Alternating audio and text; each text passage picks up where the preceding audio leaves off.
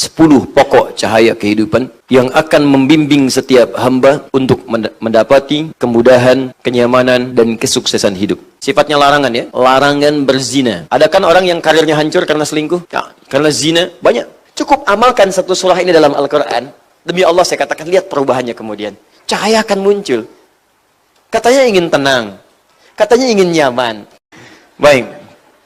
Surah An-Nur berisi 10 pokok cahaya kehidupan. 10 pokok cahaya kehidupan yang akan membimbing setiap hamba,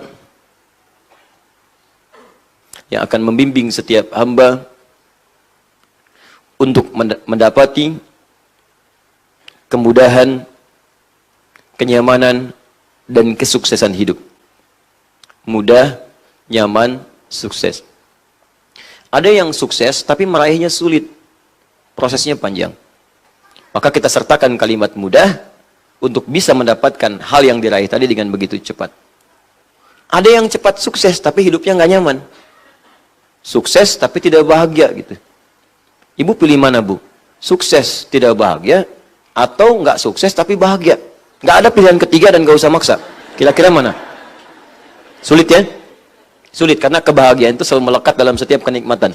Jadi kalau ada nikmat nggak ada bahagianya, itu tidak ternikmati dengan baik. Kayak orang sakit misalnya, ya sakit tapi tenang, atau sehat tapi gelisah, pilih mana? Nggak bisa. Ya, nggak bisa, pasti ingin menyatu keduanya, karena setiap kenikmatan itu akan ada unsur kebahagiaan dalam menerimanya. Baik, maka kita sertakan kalimat nyaman di sini. Ya, mudah, nyaman, dan sukses. Pertama, cahaya yang pertama, bimbingan pertama, saya sebutkan umum dulu, baru nanti kita masuk ke suratnya, ke ayatnya. Nanti kalau mohon izin ya Bu, Pak ya, belajar dengan saya harus sabar.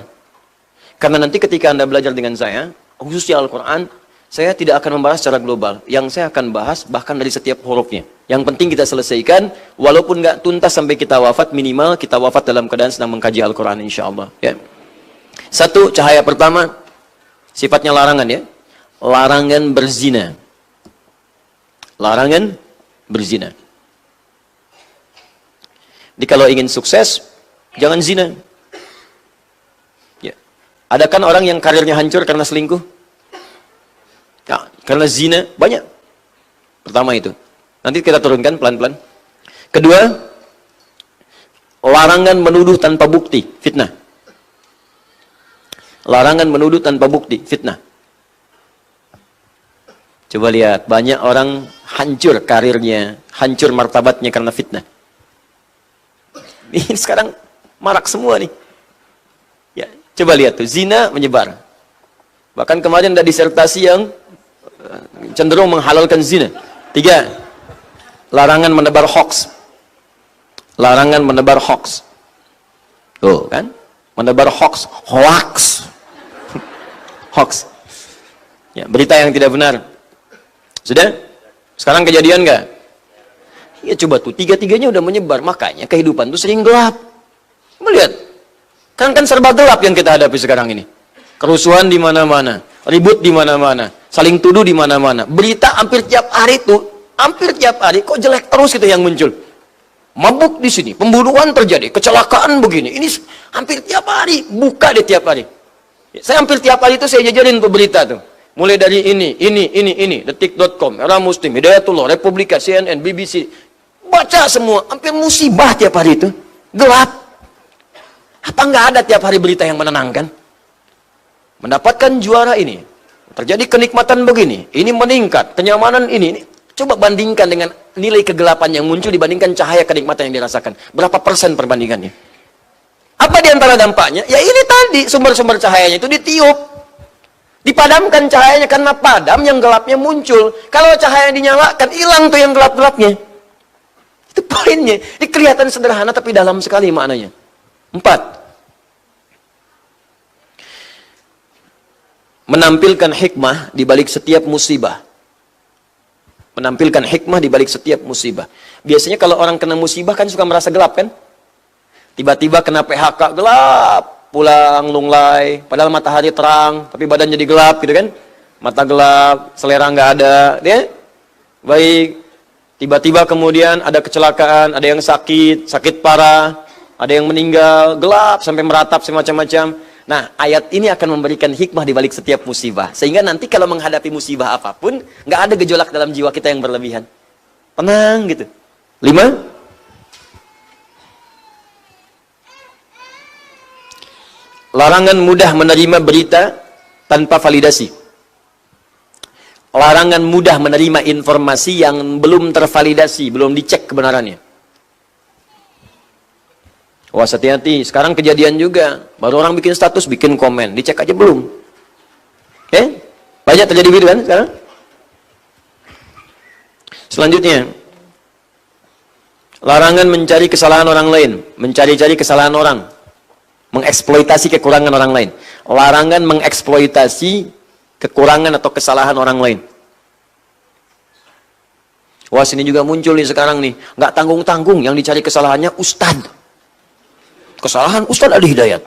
Nggak ada kerjaan. Kalau mau dicari, pasti akan ketemu. Dan banyak lagi yang belum ketemu. Pasti akan ada. Ya, guru itu kalau salah, itu wajar. Tapi murid yang mencari kesalahan-kesalahan guru, itu yang tidak wajar. Ya, sederhana. Kalau saya sih, saya objektif aja. Kalau salah, tinggalkan. Dan beritahu saya dulu.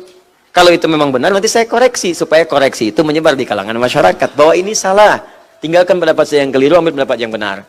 Atau yang kedua, mungkin Anda yang belum tahu bahwa itu bisa dilakukan demikian, cuma referensinya belum sampai, maka saya akan sampaikan kepada Anda supaya tidak menyebar dulu dan membuat Anda malu di kemudian hari.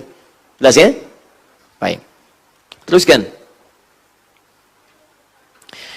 Juga menunjukkan besarnya dosa lisan yang sering dianggap kecil. Menunjukkan besarnya dosa lisan yang sering dianggap ringan, kecil. Sekarang orang berdusta kayak ringan ya.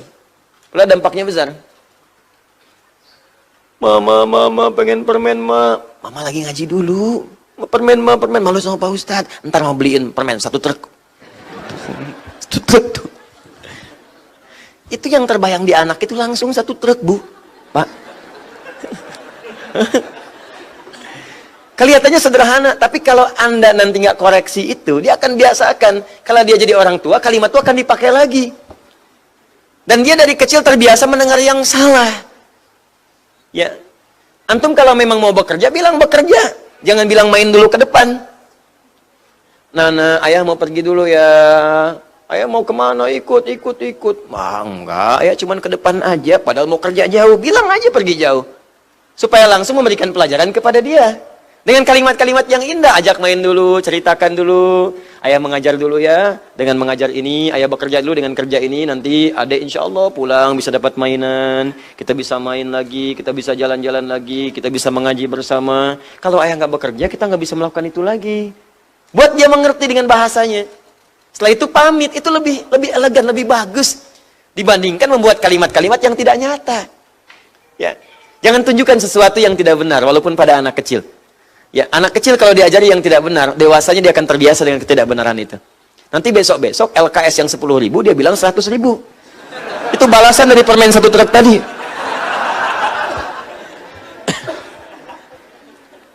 Dan larangan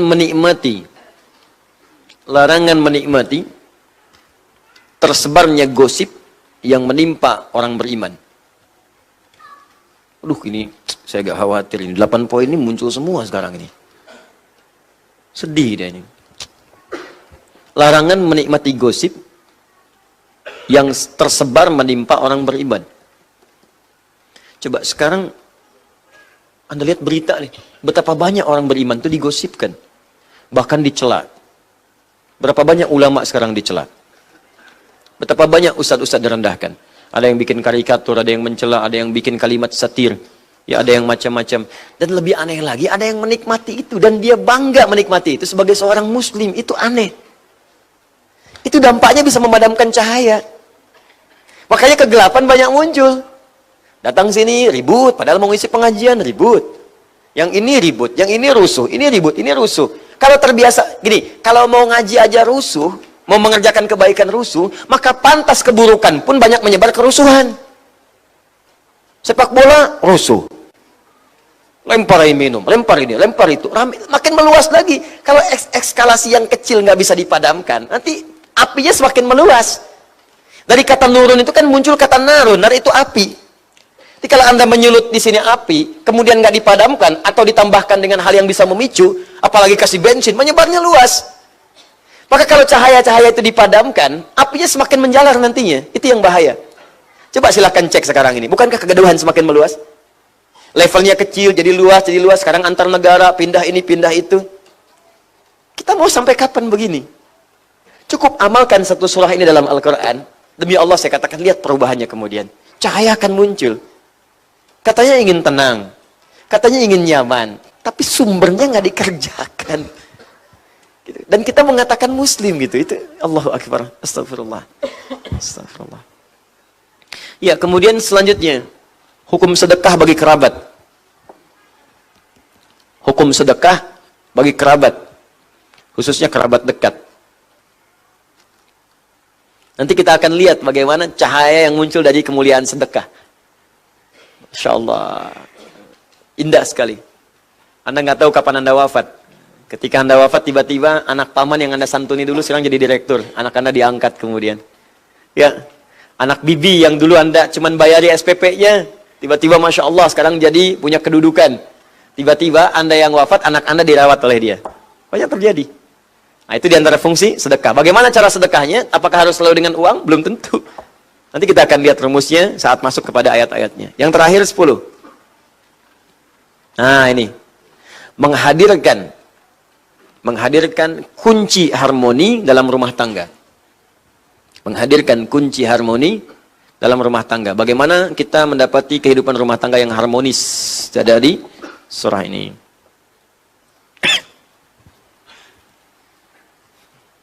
Sudah? 10 ya? Ada 10 ya?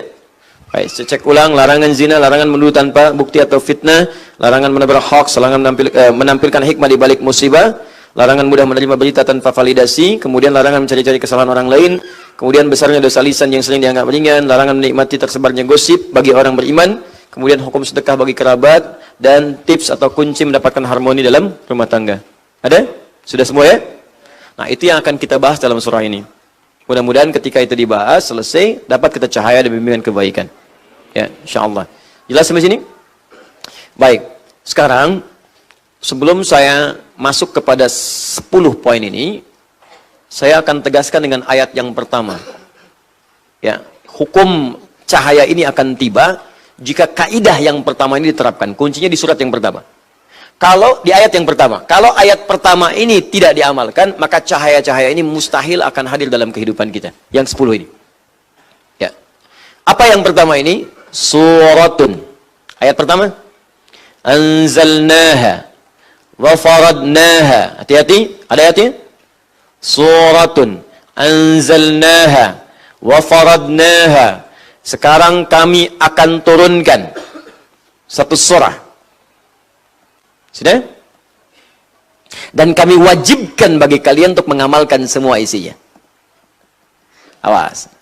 Saya cukupkan sampai di sini dulu, pelan-pelan. Saya tidak teruskan dulu. Anzalna, kemudian ayatin bayyinatin la'allakum tadhakkarun. Saya simpan dulu sampai di sini. Saya cukupkan sampai kalimat faradnaha dulu. Saya berhenti sampai di sini dulu. Lihat sini. Suratun. Kata Allah sekarang, saya turunkan satu surah. Dengan 10 poin tadi. Kalau dikaitkan dengan nama suratnya, sekarang begini cara menerjemahkannya. Sekarang saya turunkan satu surah yang isinya berupa cahaya-cahaya kehidupan yang akan membimbing engkau mendapatkan kemudahan, kenyamanan, dan kesuksesan dalam hidup. Wa faradnaha. Tapi jika engkau ingin mendapati semua itu, maka engkau wajib mengamalkan semua tuntunan dari hukum-hukum yang saya turunkan di seluruh ayat di surah ini. Paham sampai sini? Baik, maka kaidah dasar pertama di surat An-Nur, jika Anda ingin mendapatkan semua bimbingan-bimbingan cahaya tadi, maka kita harus siap mengamalkan setiap huruf yang disebutkan oleh Allah yang merangkai ayat-ayat di surah An-Nur ini. Sebelum kita bahas semua hukum-hukumnya, saya ingin ambil komitmen dulu dari seluruhnya. Jika ada yang tidak sepakat, saya tidak akan membahas ayat ini satu pun, bahkan setiap hurufnya.